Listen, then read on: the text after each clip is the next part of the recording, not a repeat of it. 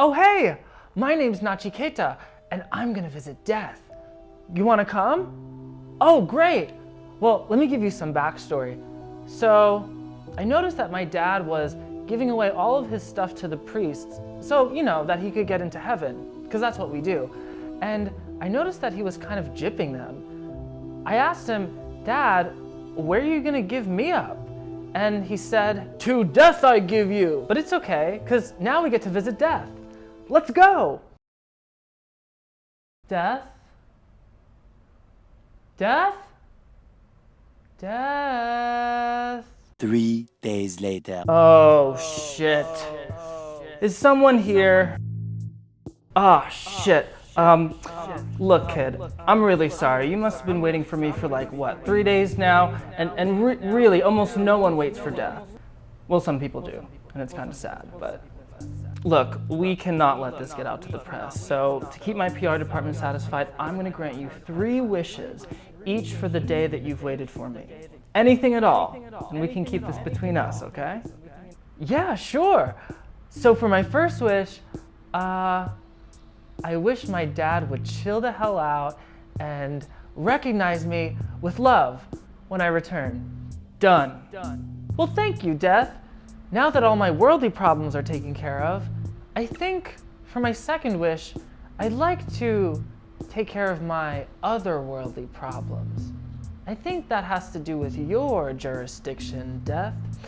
For my second wish, I'd like to know how to get to the highest heaven. All right, but pay attention. To get to the highest of heavens requires the most advanced of all fire rituals.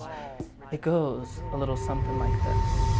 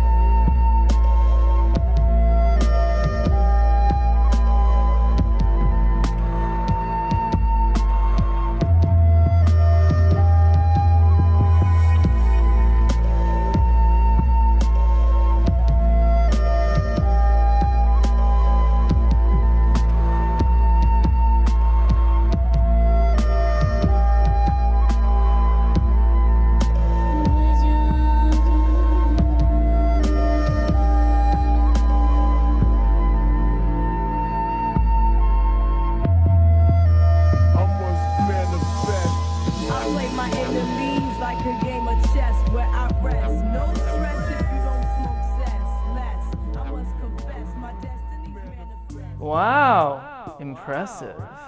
You learned that quite fast. You're gonna be famous with that ritual.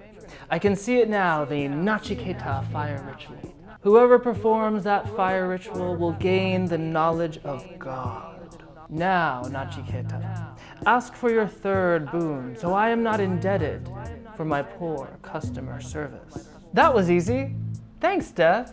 So now that my worldly wish is taken care of, and my otherworldly wish is taken care of, I'd like to wish for something that has no world at all. There is no doubt to the consequence of death. Some say that after death we exist, and some say we do not. I would like to know, Lord of Death, what is the truth of this mystery? This is my third and final wish. Even the gods do not know that one. That subject matter is too subtle for your understanding. Ask for something else. So, there's no other wish comparable to this one, huh? Well, this must be the highest goal. And being that I am standing in front of the Lord of Death, I don't know if I will ever have the opportunity again to learn of this mystery, the ultimate nature of the self. This, Death, I insist, is my third and final wish. Anything. Ask for anything else but that.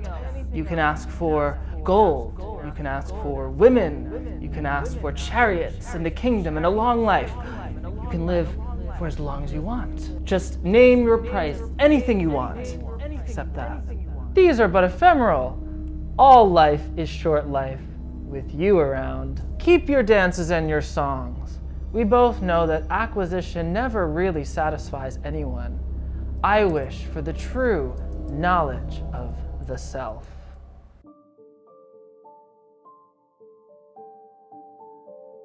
There is only but one choice.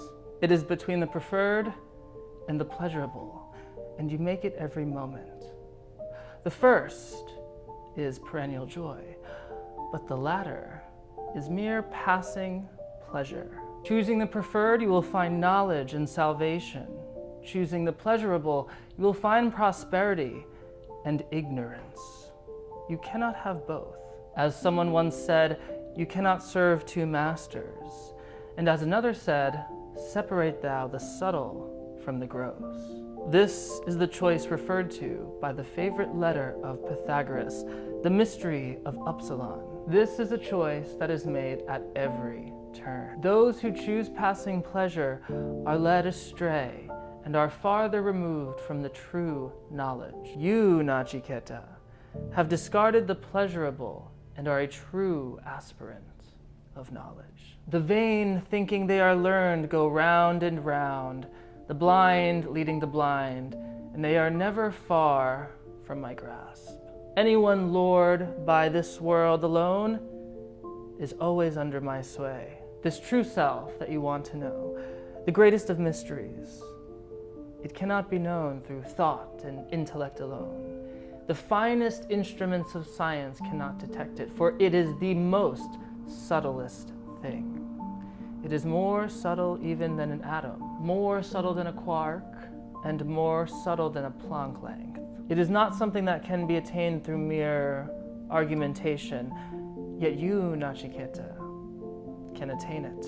You, Nachiketa, have reached the ends of desire, the limit of the cosmic mind, and so you set your sails toward the one true thing of ultimate knowledge. You desire the Supreme One. The self you wish to know is, in a sense, unknowable, yet it resides in the heart of every being. Those that understand themselves to be this timeless self move beyond pain and pleasure. They know themselves to be the witness of all, that witness which existed even before time, the witness through which time and space are mere objects of awareness. Those that know they are not the body or the mind, but know they are this witness, live in abiding joy. And I see the gate is opening for you, Nachiketa. All spiritual teachings lead to this one letter.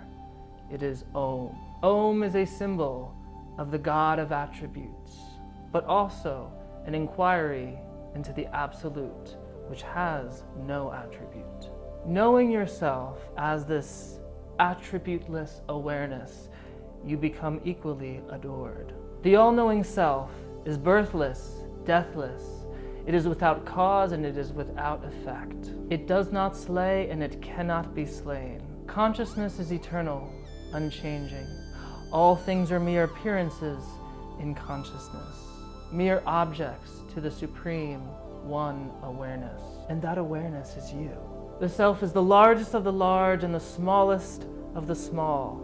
Conditioned by name, form, and function, it resides at the center of every creature. Those who withdraw from the outer objects of experience into the pure awareness know that they are that. The self is bodiless among bodies, permanent among impermanence. Grief cannot belong to those who know they are this all-pervasive self.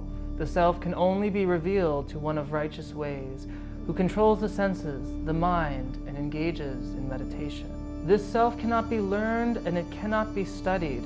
It can only be revealed by the self through grace. But a deeper understanding of this will show you that the self looking for revelation is the same self that reveals. All classes of creatures and humans and even death itself are swallowed in the absolute self. Notice there is one part of you which enjoys and suffers the seeds of past karma, and there's another part of you that merely witnesses. I will introduce to you a chariot. The intellect is the charioteer. The mind, with its thoughts, are the reins. The body is the chariot itself. The senses are the horses.